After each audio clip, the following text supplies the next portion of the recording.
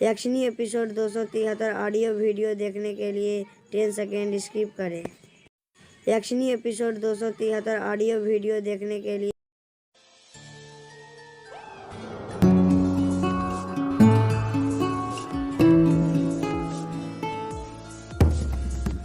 वर्चस्विनी मन ही मन सोचने लग जाती है, तारा भी तो आज सुबह कमली का ही नाम लेकर उठी थी।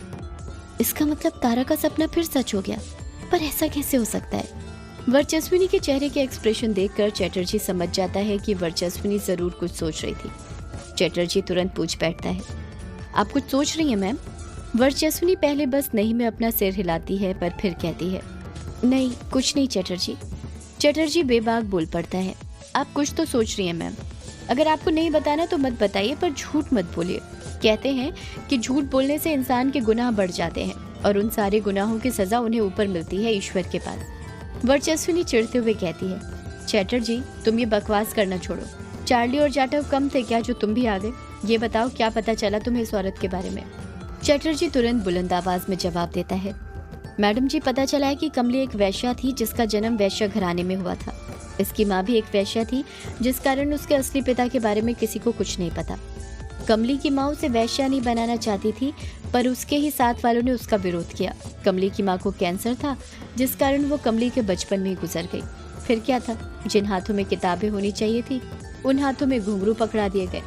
कमली को ना चाहते हुए भी वैश्याओं के गुण सीखने पड़े और बड़ी होकर वो मेहंदी पथार की मशहूर वैश्या बनी। इतनी मशहूर कि दूर दूर से उसके ग्राहक उसके पास आते थे। इतना कहकर चैटर्जी चुप हो जाता है। वर्चस्विनी चैटर्जी की तारीफ करते हुए कहती है, तुमने तो कमली की पूरी जन्म कुंडली ही निकाल दी। Very smart. कुछ पता चला कि कमली यहाँ पर क्या कर रही थी? चैटर्जी झट से कहता है, अब वैश्या भला रात के वक्त सुनसान घाट पर क्या कर सकती है? अपना काम ही कर रही होगी मैम। इतना कहकर चैटर्जी वर्चस्विनी से अपनी नजरें चुराने लग जाता है। वर्चस्विनी कुछ सोचते हुए कहती है, क्या लाश का दिल गायब है? चैटर्जी हैरानी के साथ कहता है, हाँ पर आपको कैसे पता चला मैम? अभी तक तो मैंने आपको लाश के बारे में कुछ बताया ही नहीं कि वो हमें किस हालत में मिली थी, ना ही आपने उसे देखा।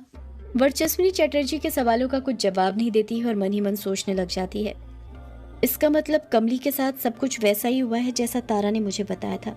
चैटर्जी वर्चस्विनी पर दबाव बनाते हुए कहता है, मैम आप फिर क्या सोचने लग गई? बताइए ना, आपको कैसे पता चला लाश के बारे में? वर्चस्विनी चैटर्जी के सवालों से बचते हुए उसकी बातों को टालते हुए कहती है, चैटर्जी मुझसे सवाल पूछना बंद करो। मैं तुम्हारी सीनियर हूँ, तुम मेरे नहीं। चैटर्जी चुप खड़ा रहता है, पलटकर कुछ नहीं कहता है। वर्चस्विनी चैटर्जी को ऑर्डर देते हुए कहती है, लाश को जल्द से जल्द पोस्टमार्टम के लिए भेज दो, हो सकता है कुछ पता चल जाए। चैटर्जी हामी भरते हुए कहता है, जी मैम। इतना कहकर चैटर्जी वहां से चला जाता है। वर्चस्विनी अपने हाथ में ग्लव्स पहनती है और आसपास छानबीन करने लग जाती है। उसे कुछ न कुछ सुराग मिलने की उम्मीद थी। वर्चस्विनी आसपास छानबीन कर ही रही थी कि तभी उसकी नजर बैरिकेड्स पर पड़ती है, जहां पर कुछ गांव वाले खड़े हुए थे। उन्हीं गांव वालों के साथ कार्तिक पुजारी भी खड़े हुए थे, जो महाकाल मंदिर के पुजारी थे। उसी मंदिर के जहां पर वर्चस्विनी एक बार तारा को लेकर गई थी। वर्चस्विनी को कार्तिक पुजारी जाने पहचाने तो लग रहे थे, पर वो ये नहीं पहचान पा रही थी कि इससे पहले उसने कार्तिक पुजारी जी को कहां पर देखा था। वर्चस्विनी तिरछी नजर से कार्तिक पुजारी को देख ही रही थी कि तभी कार्तिक पुजारी अपने हाथों से इशारा करके वर्चस्विनी को अपने पास बुलाने लग जाते हैं। वर्चस्विनी अपने पीछे देखने लग जाती है, पर उसके पीछे कोई नहीं था। वर्चस्विनी कंफर्म हो जाती है कि कार्तिक पुजारी उसे ही बुला रहे हैं। वर्चस्विनी मन ही मन सोचने लग जाती है, ये पुजारी जी मुझे क्यों बुला रहे हैं? कहीं ये मुझे कमली के बारे में कुछ बताना तो नहीं चाहते? कार्तिक पुजारी लगातार अपने हाथ से इशारा कर रहे थे वर्चस्विनी को अपने पास बुलाने के लिए। वर्चस्विनी सुराग ढूंढना छोड़ती है और बैरिकेड्स के पास पहुंच जाती है।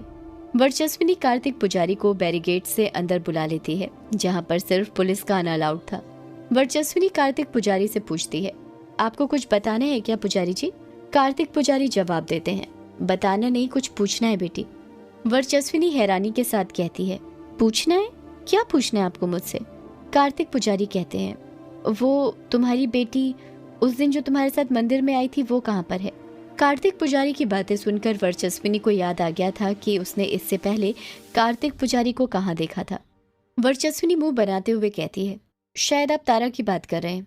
तारा तो घर पर है, पर आप उसके बारे में क्यों पूछ रहे हैं? आपको मेरी बेटी से क्या मतलब? कार्तिक पुजारी वर्चस्विनी के सवाल का कुछ जवाब नहीं देते हैं, बल्कि तारा के नाम पर गौर फरमाते हुए खुद से कहते हैं, क्या कहा तारा? किताब के अनुसार उसका यही नाम होना चाहिए था। एकदम सही नाम रखा गया है उसका। वर्चस्विनी हैरानी के साथ पूछती है, किताब? कैसी किताब?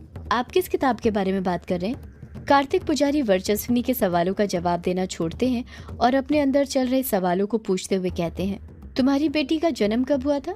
वर्चस्विनी जानबूझकर याद करने का बहाना करती है। मेरी बेटी का जन्म। इतना कहकर वर्चस्विनी याद करने का दिखावा करने लग जाती है ताकि कार्तिक पुजारी को उस पर शक न हो। कार्तिक पुजारी तुरंत बोल पड़ते हैं, मुझे लगा ही था कि तारा ने तुम्हारी कोख से जन्म नहीं लिया है और ये बात तुमने खुद साबित कर दी। एक माँ अपने बच्चे का जन्म कभी नहीं भूल सकती। उसे अपने जीवन की अंतिम सांस तक याद रहता है कि उसका शिशु पहली बार कब रोया था। कार्तिक पुजारी की बातें सुनकर वर्चस्विनी हैरत में पड़ जाती है। वो घबरा तो गई थी, पर उस घबराहट को अपने चेहरे पर प्रकट नहीं होने दे रही थी। वर्चस्विनी चुपचाप खड़ी रहती है। कार्तिक पुजारी आगे कहते हैं, तारा के दाएं हाथ की हथेली के पीछे सितारे की तरह जो चिन्ह है, क्या वो उसके जन्मजात से है? क्या उसे किसी प्रकार के सपने आए हैं जिसमें उसे पहले से ही ज्ञात हो जाता है कि क्या होने वाला है या क्या हो चुका है? कार्तिक पुजारी की बातें सुनकर वर्चस्विनी दंग रह गई थी। उसको समझ में नहीं आ रहा था कि कार्तिक पुजारी तारा के बारे में इतना सब कुछ कैसे जानते थे। कार्तिक पुजारी फिर वर्चस्विनी से पूछते हैं, बोलो बेटी, मैं कुछ पूछ रहा हूँ तुमसे। मेरा ये जानना बहुत जरूरी है कि तारा को सपने आते हैं या नहीं। वर्चस्विनी हाँ में अपना सिर हिलाते हुए कुछ कहने ही वाली थी कि तभी वहाँ पर चटर्जी आ जाता है और हड़बड़ाहट के साथ कहता है, मैम, कुछ मिला है ऐसा जिससे हम खूनी तक पहुँच सकते हैं। जैसे ही वर्चस्विनी की चटर्जी पर नजर पड़ती है वो चुप हो जाती है। वर्चस्विनी चटर्जी से रूबरू होते हुए कहती है, ऐसा क्या मिल गया तुमको चटर्जी? चटर्जी जवाब देता है, आप खुद चलकर देख लीजिए मैम। चटर्जी को तारा के बारे में कुछ पता न चले इसलिए वर्चस्विनी कार्तिक पुजारी की तरफ देखती तक नहीं है और चटर्जी के साथ लाश की तरफ जाने लग जाती है। वर्चस्विनी ने भले ही कुछ ना कहा हो, पर वर्चस्विनी के चेहरे के हाव भाव देखकर कार्तिक पुजारी जरूर समझ गए थे कि वर्चस्विनी क्या कहने वाली थी। कार्तिक पुजारी को देखकर ऐसा लग रहा था कि वो मन पढ़ना जानते हो, जैसे कि उनके पास अदृश्य शक्तियां हो। कार्तिक पुजारी तुरंत हड़बड़ाहट के साथ वहां से निकलने लग जाते हैं। ऐसा लग रहा था जैसे वो वर्चस्विनी से तारा के बारे में पूछने के लिए बस वहां पर आए थे। इस तरफ रौंकामुचा गांव में हवेली के अंदर अमोदिता हॉल में झाड़ू लगा रही थी। झाड़ू लगाते लगाते अमोदिता यही सोच रही थी कि वो क्या करे। वो बुरी तरह फंस गई थी। एक तरफ वो वंदना को त्रिकोण हवन कुंड के पास ले जाना नहीं चाहती थी, तो दूसरी तरफ वो वंदना से वादा कर चुकी थी कि वो जल्द से जल्द उसे त्रिकोण हवन कुंड के पास ले जाएगी। अमोदिता के लिए परिस्थितियां ऐसी बन गई थी जैसे एक तरफ कुआं तो दूसरी तरफ खाई। अमोदिता यही सब सोचते हुए झाड़ू लगाई रही थी कि तभी वहां पर जानकी आ जाती है। जानकी अमोदिता से झाड़ू लेते हुए कहती है, अमोदिता बेटा, तू क्यों झाड़ू लगा रही है? घर की लक्ष्मी को झाड़ू नहीं लगाना चाहिए। ला, मुझे दे झाड़ू, मैं लगा देती हूँ। अमोदिता जानकी को मना करते हुए कहती है, बुआ जी, घर की असली लक्ष्मी वही होती है जो घर के सारे काम करती हो, और आपकी कमर तो अभी अभी ठीक हुई है ना, और आप होके लगी मुझसे झाड़ू मांगने। आपको आराम की जरूरत है, काम की नहीं। जानकी कहती है, और कितना आराम करूंगी, दिन भर तो आराम करती रहती हूँ मैं। अमोदिता कहती है, अब आपके आराम करने के ही दिन है, काम करने के नहीं बुआ जी। जानकी हंसते हुए कहती है, तू नहीं मानने वाली अमोदिता, मुझे पता है तेरी आदत। चल, अब मैं जाती हूँ। वैसे मैंने वंदना को दवाइयाँ दे दी हैं, वो अपने कमरे में सो रही है। अगर उसकी नींद खुले और कुछ मांगे तो दे देना उसे। अमोदिता मन ही मन सोचती है, वंदना भाभी मुझसे बस त्रिकोण हवन कुंड का पता मांगने वाली है, जो मैं उन्हें कभी नहीं बताने वाली। पता जानते हुए भी त्रिकोण हवन कुंड के पास ले जाए उन्हें मेरी चूथी। जानकी वहां से चली जाती है। अमोदिता वापस से झाड़ू लगाने में मशरूफ हो जाती है। अमोदिता सारा कचरा जमा करके कचरा फेंकने के लिए बाहर जाने लग जाती है। जैसे ही वो दरवाजे के बाहर कदम रखती है, दरवाजे के साइड से कोई झट से उसका हाथ पकड़कर उसे साइड खींच लेता है और सारा कचरा दरवाजे पर फैल जाता है। किसी ने बड़े ही कसकर अमोदिता की कलाई पकड़ी थी जो उसे अपनी तरफ खींच रही थी। कोई अमोदिता को दरवाजे से खींचते हुए दरवाजे से कुछ दूर ले आया था। एक औरत की आवाज सुनाई देती है, चल मेरे साथ अभी चल।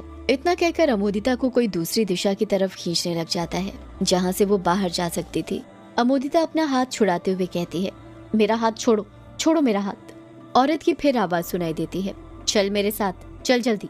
जब अमोदिता अपनी नजरें ऊपर करती है तो देखती है कि उसकी कलाई किसी और ने नहीं बल्कि वंदना ने पकड़ी हुई थी, जो उसे बाहर की तरफ खींचे जा रही थी।